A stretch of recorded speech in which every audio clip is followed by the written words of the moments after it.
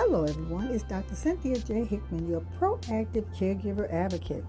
And our topic is, how do we decide to bring in help as a caregiver?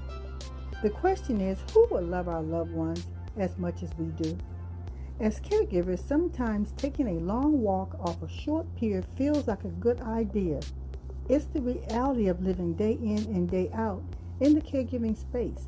It's the reality of fatigue, sleep deprivation, exhaustion, and loss of personal independence. Based on the physical condition of our care recipients, the feelings are even greater for families with loved ones facing cognitive deterioration and physical immobility. While we should work hard to keep our loved ones in their home to maintain a familiar environment, the truth is we must not do this alone. Caring for our older adults weighs heavy on us as we think about the daily care we provide to keep them safe, clean, and comfortable. The grind can and will have its toll. When basic tasks like cleaning dentures or turning a loved one on their side or emptying an indwelling catheter becomes arduous and painstakingly undoable, it's time. It's time to bring in some help. It's time to open the door. We must always ensure care and safety as we continue our role as caregivers. I know firsthand how hard it is to give over care when taking care of my mother. My first in-home caregiver was a student nurse. My reason for using a student nurse was to introduce her to a part of nursing that students often don't experience until they're later on in their career.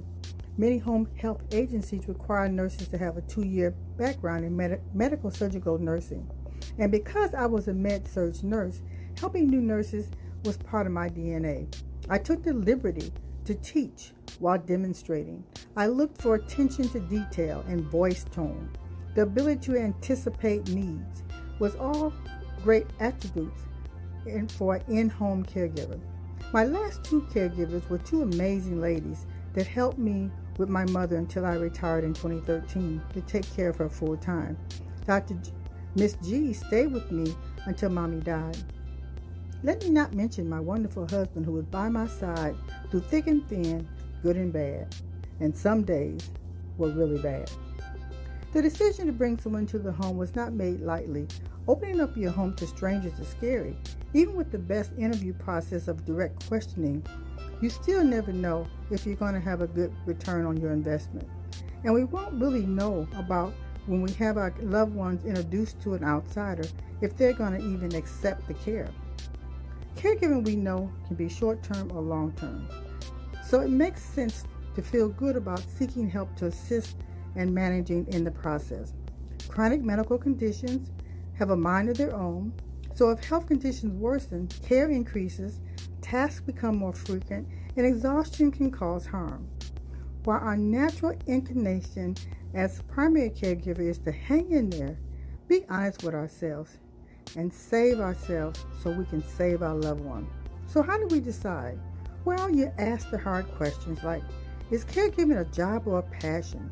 Do you leave things undone because it's time to go home? Are you flexible? As your caregiving advocate, consider the instructions on the plane. What does the airline professional say? Put your mask on first, then the mask of your loved one. This is a good analogy for caregivers. Know when it's time to let others help. Hear the knock on the door and open it. Remember, your health and wellness is as important as the one under your care.